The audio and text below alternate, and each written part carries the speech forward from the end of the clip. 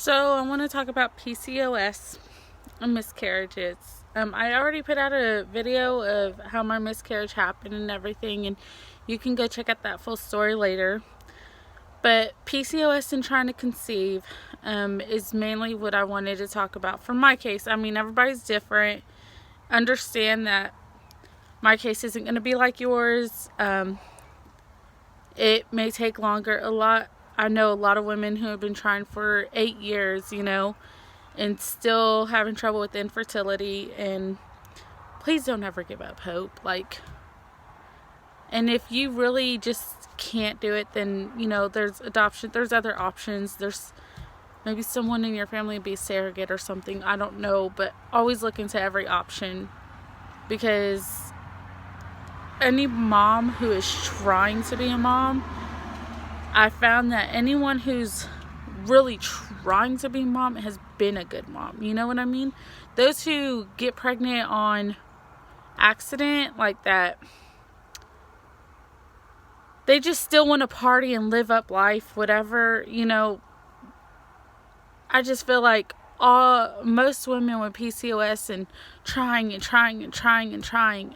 those turn out to be the best mothers because they wanted it the most, They fought for it.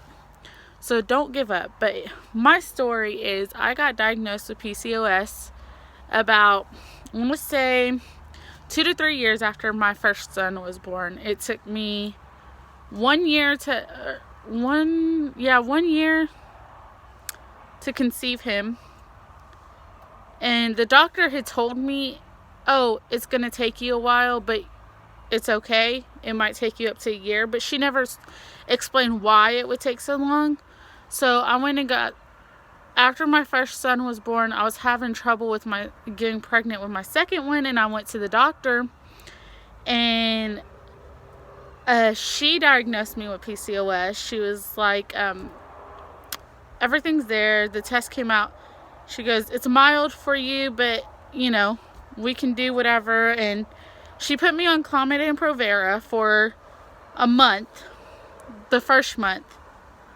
I decided with Clomid and Provera, I didn't feel well. I don't even know. It didn't feel right. It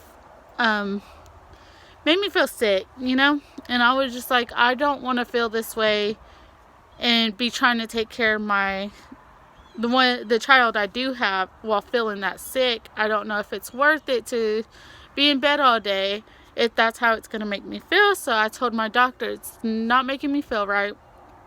So I'm going to try some natural herbs on my own.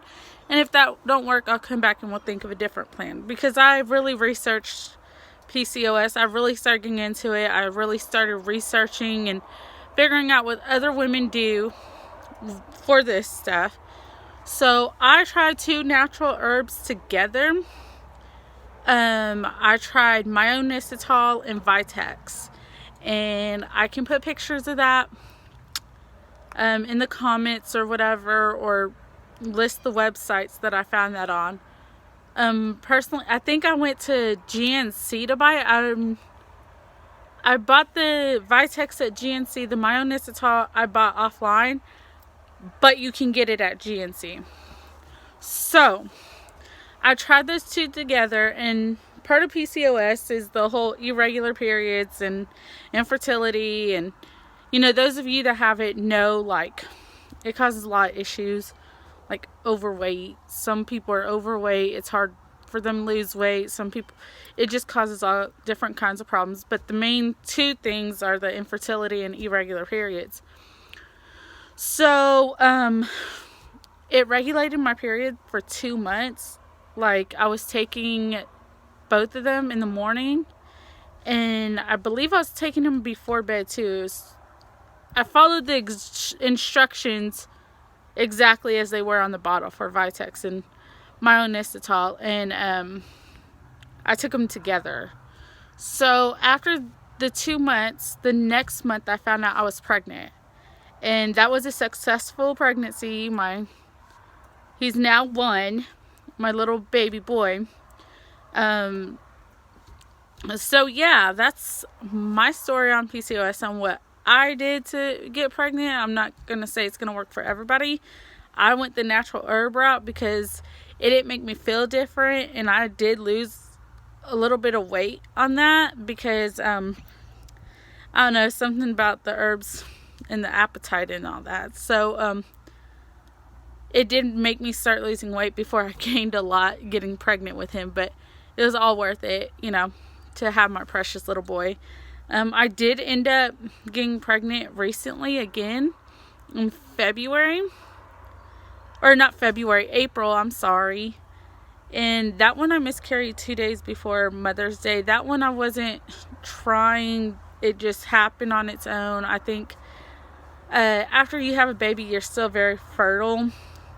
And I guess it made me fertile having my son, because he was only, let's see, he was born in September. So October, November, December, January, February, March, April. I don't know, 7 months later I was still fertile, I guess, which was a surprise because it took me a couple years to have him. So I did get pregnant, but I did lose that pregnancy. I miscarried 2 days before Mother's Day, and I got that story. If it's not posted up on YouTube already, I'll get that posted up. But it was a very rough patch, because even though I wasn't expecting it, and I was a little scared and stuff, because, you know, I was nervous, I was scared, and I was under a lot of stress, and I ended up miscarrying. So yeah, I got that story up already. I'll put it up there if y'all want to see that. But mainly I wanted to make this because if anyone's struggling with getting pregnant because of PCOS, if my story of what I did helps you become pregnant, then by all means, like, I'll post the exact stuff that I used. I'm not gonna give y'all some stuff that I, you know, so the exact brand and everything of what I used, and I'll post it up for you guys. And I hope and wish you the best of luck in getting pregnant. I know it's a tough journey. I know I only had 2 years with my second one, and I already was blessed with one. But I really do wish you the best of luck. I know it's hard. You'll get there. And like I said, if the doctor has said that you completely can't have babies or whatever, there's other options. Look into them, please. I know they're expensive. You know, maybe somebody will be like, I'll be your surrogate, someone nice enough to do it or something. Either way, don't stop trying. You deserve to be a mom if you're trying this hard. You really do. And don't give up the fight. And I'm here if you want to talk about it. You can message me or start a thread below in comments. But I'm here to talk. So good luck and goodbye. Bye, guys.